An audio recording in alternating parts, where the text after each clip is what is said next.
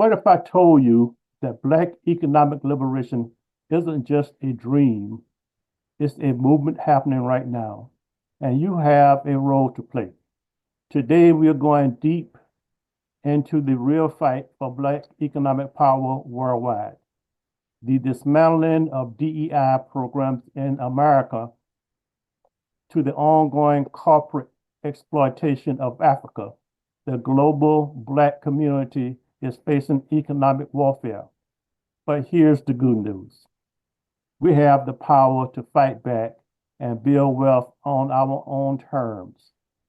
Joining me today is a powerhouse in global business, Melissa Muhammad, a financial expert and advocate for Black entrepreneurs breaking barriers worldwide. Melissa, welcome to the show. Thank you, Mr. Greer. I'm really happy and excited to be here.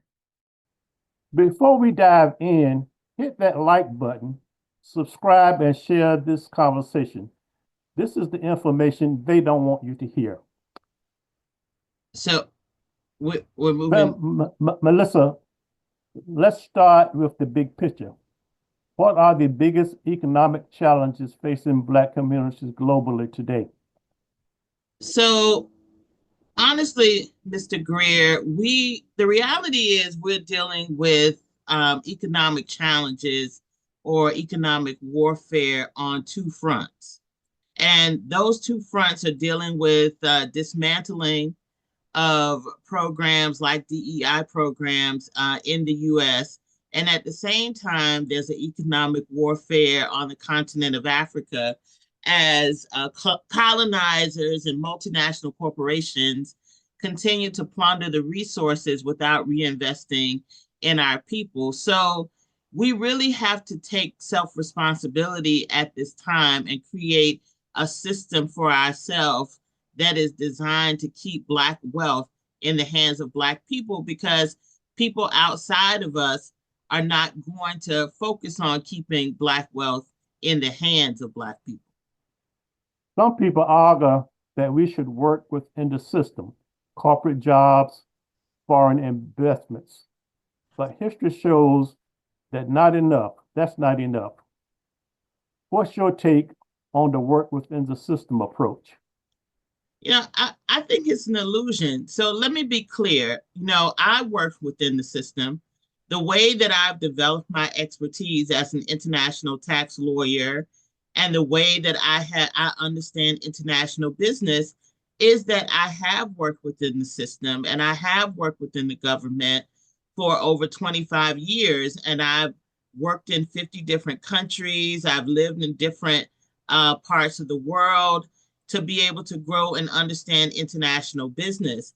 And I did that from inside of the system. But I really want to be clear about, at this time, we don't have, Mr. Greer, the luxury of only working within the system and being lulled to sleep by that illusion. Black professionals like myself are often used as, diversity tokens but we really don't have the real decision-making power. And that has to change, because we really have to focus on a self-sufficiency approach and creating our own system from a Pan-African network so that we can work together as a community to build our own table instead of continuing to beg for a seat at somebody else's table. Thank you. Comment below. Do you believe Black people should still invest in corporate America, or should we focus entirely on self-sufficiency and self-reliance? Let's talk about it. Let's talk solutions, Melissa. Tell us about the African Diaspora Development Institute and the Black and Global Business Network. How are they helping Black businesses go global? So let me say, I followed Dr. Arikana's work for a long period of time. She has definitely been an inspiration for me. So as a businesswoman, watching another businesswoman, it is quite surreal for me to have this conversation. When we're talking about the two blueprints, what we're saying at Black and Global is that you have to have two footprints, Mr. Greer. You have to have one footprint in America and one footprint in another part of the world. And what we're encouraging our businesses to do is to have a footprint in Africa, and not to have the kumbaya concept, because business is warfare. And none of us are in a position where we're trying to do the go along to get along. And if you're going to move your footprint into the international arena, you really have to position yourself like Dr. Arikana, to be a warrior and to be a fighter, because no one is going to give you anything. So the exciting part for me with ADDI's mission is that, Dr. Arikana always does things huge and massive, and her vision is tremendous, which is advocating for the first right of refusal for Black businesses on African government contracts. What that means is that for any government that's putting out a contract, instead of them reaching out to people outside of the diaspora, that they reach out to the diaspora to fulfill those contracts. And the way that Black and Global comes into this network is that we are a group of international attorneys, accountants, and CPAs, all Black, all by us, all about us, and all for us. And what is critical in what ADDI is doing is that Black and Global trains businesses on how to get global contracts. Most importantly, how to fulfill global contracts and how to prepare them to access government resources to help them to sell globally and break barriers. So, Mr. Greer, as Black business owners, Black people in general, we pay our taxes in this country. And the American government has a tremendous amount of resources to help businesses to be able to scale globally. And I'm not talking expensive resources. For example, for $950, there's someone sitting in over 100 countries that can go and get you a contract. And as there are 54 countries on the continent of Africa, and as ADDI is working with these different African nations to say, hey, if you have a contract, you need to offer that contract first to someone in the diaspora community, then Black and Global can help those businesses that are based in the US to be able to access the US government resources like financing, like boots on the ground, to help them to deliver on any of those contracts that they would be interested in delivering on. Let me pick your brain a bit. I was on a meeting with you earlier when you were we were talking about, well, I was doing more listening, but we were talking about the need for 10,000 Black businesses globally to hire Black talent out of Africa and virtually all of the African countries. And tell us a little bit about that. What's the theory? How do we build this network?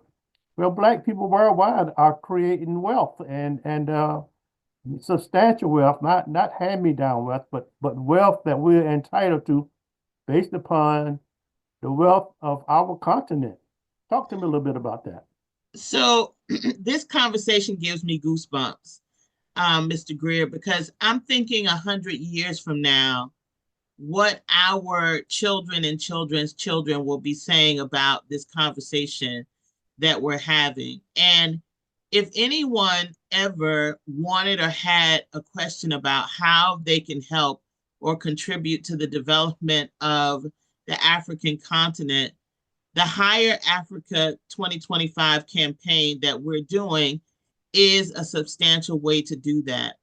And like Dr. Arikana, our goal is ambitious, and our goal is to have 10,000 Black entrepreneurs hire at least one young African professional. And we have the platform for them to do that because we've partnered with a Black-owned business, which is called Remoting.work. And that Black-owned business has developed business processing centers, over 1,000 business processing center in 47 countries on the continent.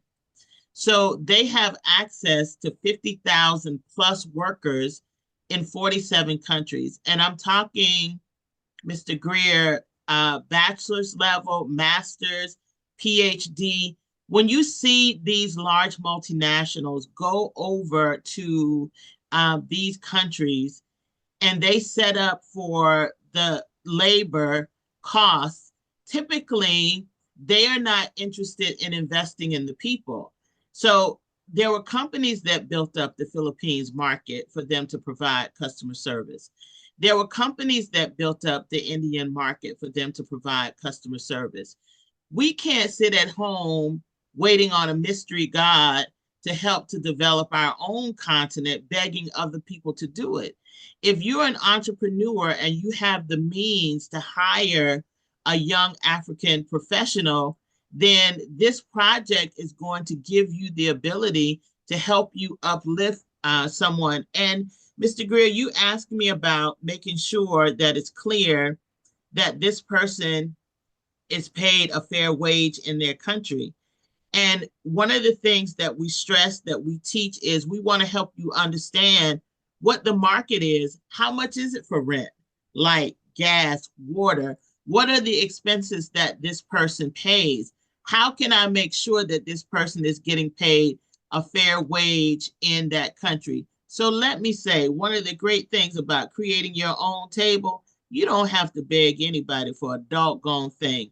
We set our own prices and we make sure that our people are paid a fair wage, better than fair wage, actually, in that country. This is a full-time job.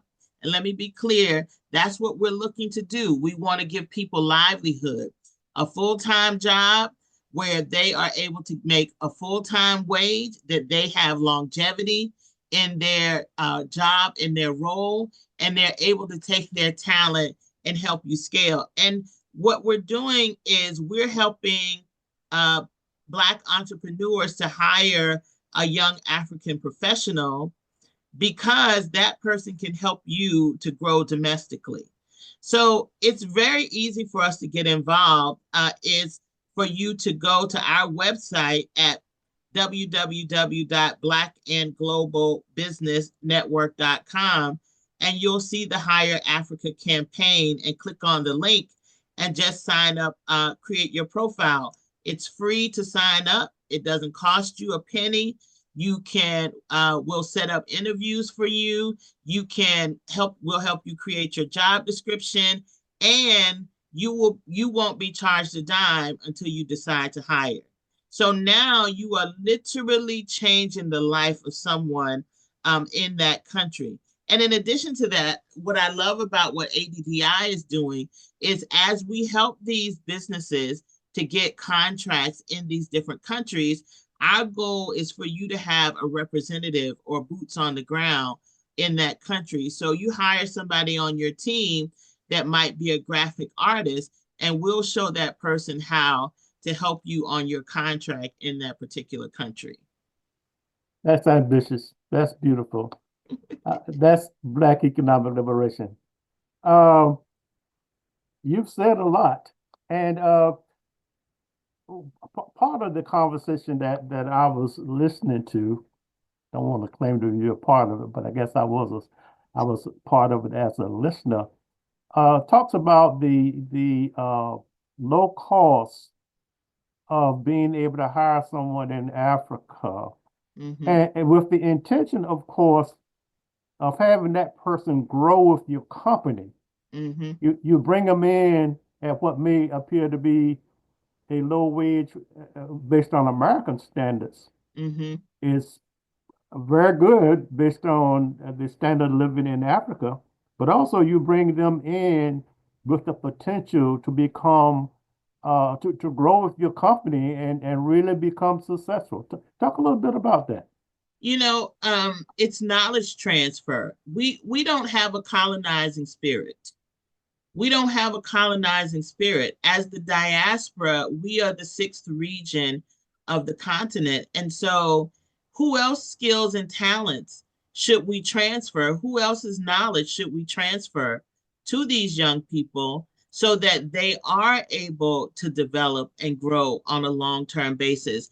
When I looked at the numbers for the continent, and if so, first, Africa, the continent has the youngest people on the planet, the youngest people. So it's no coincidence that multinationals from all over the world are living on the continent, right? They try to paint a negative picture for us, but yet you're there on the continent. And so right now, the knowledge transfer that's happening is the knowledge transfer from people largely outside of our community. And they are interested in taking resources out, but not in uplifting the people and creating a long-term relationship where this person can grow with you, with your company. And the thing that we want Black entrepreneurs to understand is, listen, if you hire a young African professional and you let that person be on your team, you teach that person what you know in your industry, in your wheelhouse. And then from there, that person can help you to get a contract in their home country. That's what Black and Global does. So don't shut your mind down and say, oh, it's not possible. Oh, I've done work, in those countries. Oh, it's so hard. It's not hard for us because it's our wheelhouse. And what that will do is help you to scale your business to grow. And then you can in turn hire more people in the US. And that's the circle. That's the economic liberation. That's the economic loop that we're looking to do, which is where the Black entrepreneur hires a young African professional. You, at a very cost-effective rate, you let that person help you build domestically. And that in building domestically, we can help you to scale globally. And then you can hire more people in the US. Because the reason the American government will give you resources is because you're creating jobs in the US. And so if you look at the population of China, 1.3, India 1.2, and they interchange back and forth. But the combined population of the 54 countries on the continent is 1.5 billion people. So see, for us, moving in unity is what is going to make us strong. So can you imagine, Mr. Greer, if when we grow, not if, we start with 10,000, we grow to 100,000, we grow to 1 million Black people hiring at least one. You can hire as many as you like, but that changes the game. We don't have to ask people for permission for that. And you don't have to beg somebody to do something for you. You have the ability to reach out through this platform and actually hire somebody for yourself. So, I think that what we're doing is really going to change the game for a lot of us domestically, because it's going to open the door for us to understand how we can grow in other countries.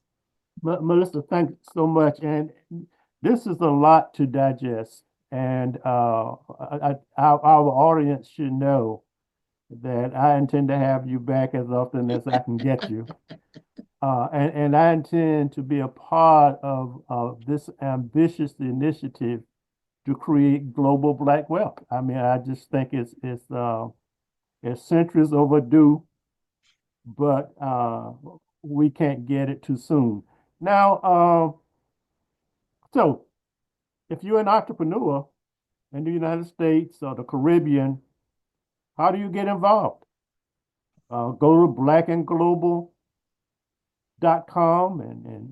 and sign up. Take out a membership with ADDI, and I like to tell people, and I keep telling people, in my opinion, Dr. Arikana is the most consequential Black leader in the world since Martin Luther King in the United States and Kwame Nkrumah in Africa. And these are leaders from the 60s, civil rights leaders from the 60s. But I talked with you a day or so ago, and I told you I had to restate my proposition about consequential Black leaders because of Captain Captain Ibrahim Traore of Burkina Faso, who has really become the face of African liberation, and he is probably now the most consequential Black leader in the world today.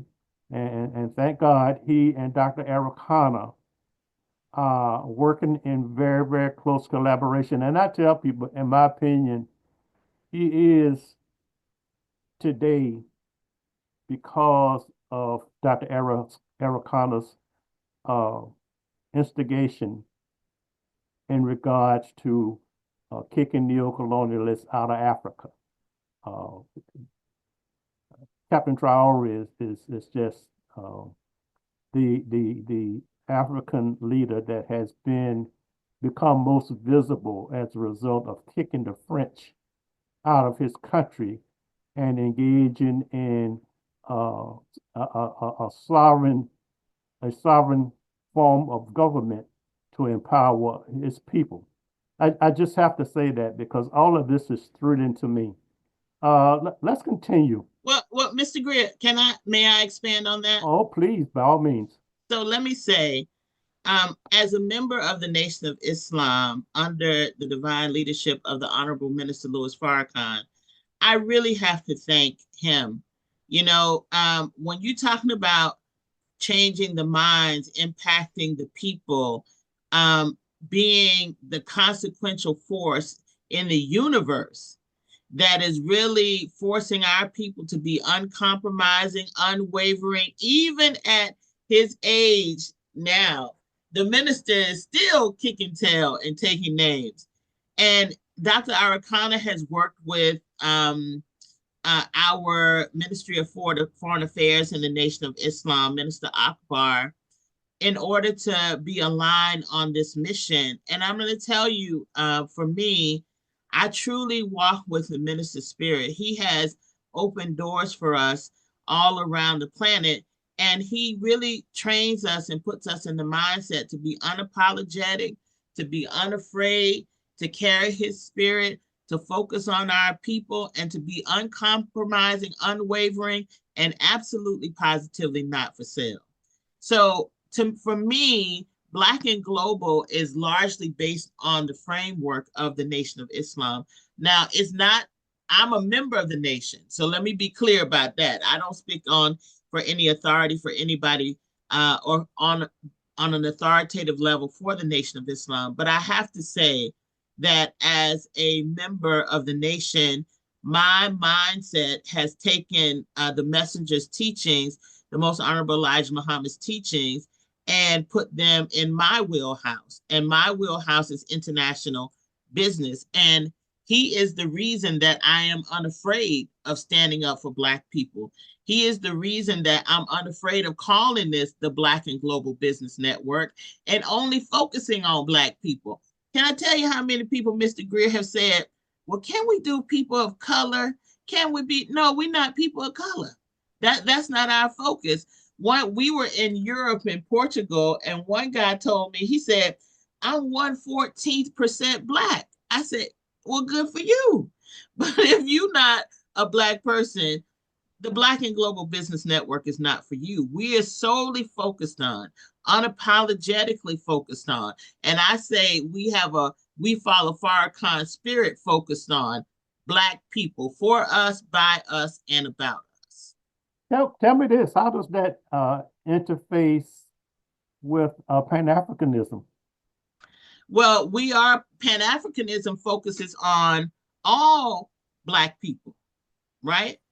from all over the globe. And so what's important to us is that the beautiful thing about Islam is universal. So if you are focused on supporting and serving, and you're an organization that is focused on the upliftment of Black people, then we all should be unified in one. Now, we all may operate from different spaces. We may all operate from different places, and we all may have different roles, but we have the same goal, different routes. Thank you. Let's continue. I could go on with you forever, but I'm sure our listeners aren't quite that committed. So let's see where were we now? See if I can catch up. So there are several things that we suggest that you do. Join ADDI, join BGBN, and enroll in export training programs to access global markets, collaborate across the diaspora from Africa to the United States to the Caribbean.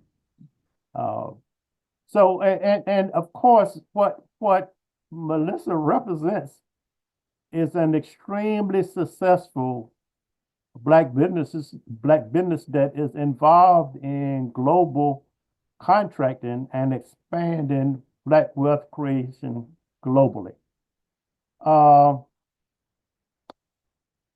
Melissa, we are nearing the end. I'm going to ask you for a couple of tactical steps that we may be able to take to actually bring a new kind of support to people that may have not, people that don't know about ADDI and they don't know about Black and Global.